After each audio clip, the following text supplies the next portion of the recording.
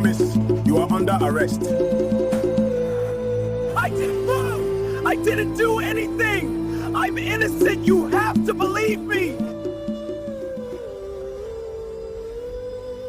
The sun was setting over the dusty road when the police van screeched to a halt in front of Promise. The 25-year-old clutched the small paper bag containing his mother's medication, his heart pounding as 3 officers emerged from the vehicle. "What's your name?" the lead officer barked, his hand resting on his baton. "Promise, sir," he answered, his voice trembling. The officer's face twisted into a sneer. "Liar! So you think you can hide from us, right? You're under arrest for the murder of Mr. Peter." "No, it's not me." Promise's protest was cut short as rough hands grabbed him, forcing his arms behind his back. The medication scattered across the dirt road as they dragged him toward the van. "Please, sir, my mother is sick. She needs her medicine," Promise shouted, struggling against their grip. But his cries fell on deaf ears. Within seconds, they had bound his hands and shoved him into the back of the van. As they drove away, Promise watched helplessly through the rear window as the precious medication lay abandoned in the dust, growing smaller in the distance. At the police station, they threw Promise into a cell without even taking his statement. He crashed against the cold concrete floor, his bound hands making it impossible to break his fall. The metal door clanged shut behind him with a finality that made his blood run cold. Meanwhile, across town, in Chief Azena's sprawling compound, the DPO stood before the wealthy man with a satisfied smile. "Chief, we have captured someone that looks exactly like your son," the DPO announced, his chest puffed with pride. Chief Azena's laughter filled the luxurious living room. He clapped his hands together, his gold rings catching the light from the crystal chandelier above. "Excellent! My son cannot go to prison. You have done a very nice job, DPO. You will be rewarded well for this." Chief snapped his fingers, and 2 of his boys appeared carrying a bulging bag. The DPO's eyes widened as Chief Azena handed him the bag filled with crisp Naira notes. "This is for you and your boys. Job well done." The DPO clutched the bag to his chest, bowing repeatedly. "Thank you, Chief. Thank you very much, sir." That night, Mama Promise sat outside their small house, wrapped in a thin cloth that did little to ward off the cold. Her body shook with fever and chills, but her mind was focused entirely on her son's absence. For 3 years, since the sickness had taken hold of her body, Promise had been her rock. He worked morning till night, doing any honest job he could find, just to make sure she never missed a dose of her medication. But tonight he wasn't home, and he didn't have the medicine. "Where is my son?" she whispered into the darkness, her voice weak but heavy with worry. She sat there as the hours crawled by, watching the road for any sign of Promise. Neighbors passed, heading to their homes, some greeting her with concern in their eyes, but still no Promise. By midnight, when the street had grown quiet and even the night traders had closed their stalls, Mama Promise finally dragged herself inside. But sleep would not come. She lay on her mat, staring at the ceiling, her body burning with fever, her heart heavy with dread. Inside the cell, Promise pressed his face against the cold bars, his tears streaming down his cheeks. "Please, I'm innocent. My mother is sick. She needs her medicine. Please, just let me go home to her." His voice grew hoarse from shouting, but the officers on duty barely glanced his way. One officer laughed. "They all say they're innocent. Save your tears for the judge." Promise sank to the floor, his body racked with sobs. What had he done to deserve this? He had only gone to buy medicine for his mother. Now she was home alone, sick, and without the drugs that kept her alive. "God, please help me. Please protect my mother." The next morning, news of Promise's arrest spread through the community like wildfire. An eyewitness described how the police had dragged the young man away, and soon everyone was talking about it. When the news reached Mama Promise, she didn't waste a single moment. Despite her weakness, despite the fever that made her legs tremble and her vision blur, she wrapped her cloth around herself and headed straight for the police station. The walk that normally took 15 minutes stretched into an agonizing hour. She had to stop several times to catch her breath, leaning against walls and trees, but she kept moving. Her son needed her. At the station, she approached the front desk, her voice barely above a whisper. "Please, I came to see my son. His name is Promise. He's about this tall, dark skin, with a small scar on his left cheek." The officer cut her off with a dismissive wave. "Oh, that criminal." But seeing her condition, he grudgingly added, "Follow me." When Mama Promise saw her son behind those bars, something broke inside her chest. Promise looked up and saw his mother's frail form, her wrapper soaked with sweat despite the morning chill, her eyes sunken with sickness and worry. Tears poured down his face. "Mama, you shouldn't have come. You're too sick." "My son, I know you. I know my Promise." Mama's voice was firm despite her weakness. "You would never do anything illegal. Never." They both wept, their hands reaching through the bars to touch each other.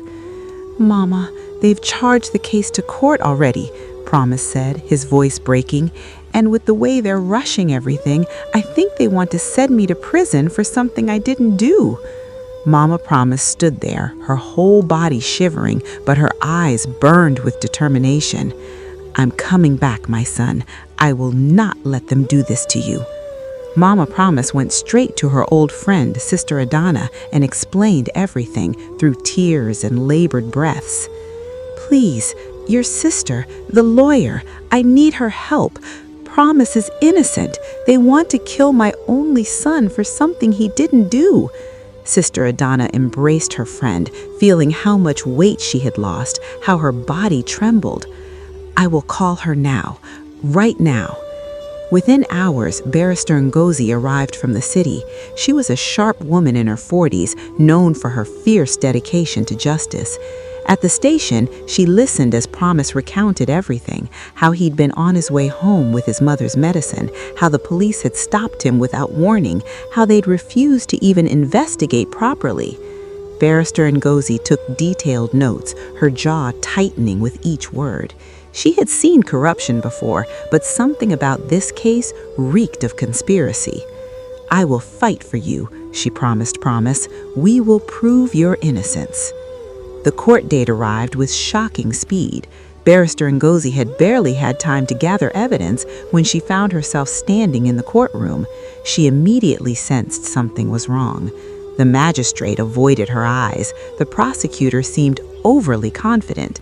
The police witnesses had clearly rehearsed their testimonies. Chief Izena sat in the back of the courtroom, a small smile playing on his lips. When Barrister Ngozi stood to present her defense, the magistrate cut her off.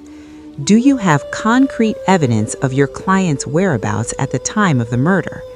"Your Honor, we need time to gather—" "Time!" The magistrate's voice was sharp. "This court does not have time for delays. Do you have evidence or not?" "Your Honor, there are CCTV cameras in the area where the murder occurred. We need to access those recordings. They will show that my client—" "If you cannot present evidence now, then we must proceed with the testimonies we have." The magistrate banged his gavel. Barrister Ngozi's heart sank. They were rushing this. Someone had paid them off, she was sure of it. The prosecution presented their witnesses, people who claimed to have seen Promise at the scene. Barrister Ngozi cross-examined them, poking holes in their stories, but the magistrate dismissed her objections at every turn. Mama Promise sat in the gallery, her breathing labored, her hands clasped in prayer. She could barely sit upright, but she had insisted on being there for her son. After less than 3 hours, the magistrate called for order. The speed was unprecedented, almost obscene. "The court has heard the evidence presented. Promise Okofer, you have been found guilty of the murder of Mr. Peter. The sentence of this court is death by firing squad to be carried out immediately." The courtroom erupted in chaos. "No!" Barrister Ngozi shouted. "Your Honor, this is a travesty. We haven't been given a fair chance to—" Promise stood frozen, unable to process what was happening. His eyes found his mother in the gallery. Mama tried to stand, her mouth opening to scream, but no sound came out. Her body swayed once, twice, and then she collapsed. "Mama! Mama, please!" Promise's anguished cry filled the courtroom as he watched his mother crumple to the floor. People rushed to her side, but Barrister Ngozi could see from where she stood that Mama Promise's eyes were staring at nothing. Her chest wasn't moving. "Mama! Mama, please!" Promise fought against the guards holding him, trying to reach her, but they dragged him away as he screamed. Chief Azena quietly slipped out of the courtroom, his work done. Barrister Ngozi didn't attend Mama Promise's funeral. She couldn't. Every moment she spent mourning was a moment she wasn't fighting for Promise's life. She worked around the clock, driving from office to office, shop to shop in the area where Mr. Peter had been murdered. Someone had to have seen something. Someone had to have recorded something. Most establishments claimed their cameras weren't working that day. Some simply refused to cooperate. But Barrister Ngozi was relentless. On the 5th day after the trial, just as dawn was breaking, she found it. A small electronics shop whose owner had been away during the initial investigation. His camera had captured everything from across the street. Barrister Ngozi's hands shook as she watched the footage. There, clear as day, was the actual killer, and his face was unmistakable. He looked exactly like Promise, but when the footage showed him turning toward the camera, it revealed a detail Promise didn't have. A distinctive tribal mark on his right cheek, the kind that Chief Azena's family was known for. It was Chief Azena's son. "I have it," she whispered, tears of relief and rage streaming down her face. "I finally have it." She made copies immediately, then rushed to her car. She had to get to the execution ground. Promise was scheduled to be executed that very morning at dawn. The execution ground was a desolate field on the outskirts of town. Promise stood with his hands bound, facing a line of soldiers with rifles. His face was gaunt. He had barely eaten since his mother's death. What was the point? She was gone. His life was over. The commanding officer stepped forward. "Do you have any last words?" Promise lifted his head, his voice clear and strong despite everything. "I am innocent of this crime, and I pray to God Almighty that He will judge everyone who had a hand in causing me and my mother pain. God will avenge us. My blood is on your hands." Some of the soldiers shifted uncomfortably. The commanding officer nodded to his men. "Ready." The soldiers raised their rifles. Barrister Ngozi's car screeched down the road, her foot pressed to the floor. She could see the execution ground in the distance. She was close, so close. "Aim!" She slammed on the brakes and threw open the door, running with the flash drive clutched in her hand. "Wait! Stop! I have proof! I have proof!" she screamed, her voice hoarse, but the wind carried her words away. The distance was still too great. "Fire!" The crack of gunshots shattered the morning air. "No! No! No!" Barrister Ngozi ran with everything she had, her lungs burning, her vision blurring with tears. "Please, God, no!" But when she reached the execution ground, Promise's body lay motionless on the ground, blood pooling beneath him. Barrister Ngozi stopped, frozen in place, her legs unable to carry her any further. The flash drive slipped from her trembling fingers and fell to the dust. She dropped to her knees and released a scream that came from the depths of her soul, a sound of pure anguish and rage. Mother and son, both gone, and she had been seconds too late. But Barrister Ngozi's fight wasn't over. She took the evidence to the federal authorities, to human rights organizations, to every media house that would listen. The video went viral. The nation was outraged. The case was transferred to the federal high court, where judges who couldn't be bought presided.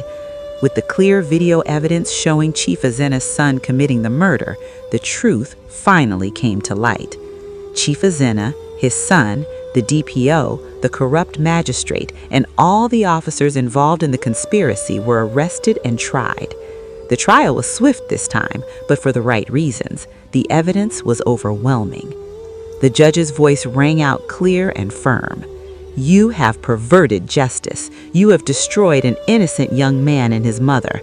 You have shown no regard for human life, only for money and power. The sentence of this court is death by hanging for all defendants. As they were led away, Chief Azena's face was finally stripped of its arrogance. But for Barrister Ngozi, standing in the courtroom, there was no satisfaction, no victory. Justice had been served, but it had come too late. Promise and his mother were still gone, their lives stolen by greed and corruption, and no amount of justice could bring them back.